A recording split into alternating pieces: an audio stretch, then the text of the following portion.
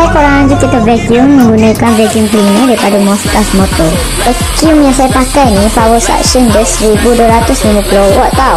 Sedotan dia memang power gila korang. Nampak kan dari sini. Dan capacity dia pula 15 liter saja.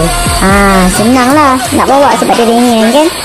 Sedut, tahu-tahu dah bersih. Hebat kan korang. So macam kalau korang berminat, korang boleh grab link di TikTok Showcase. Dan jangan lupa untuk follow, like and share. Bye.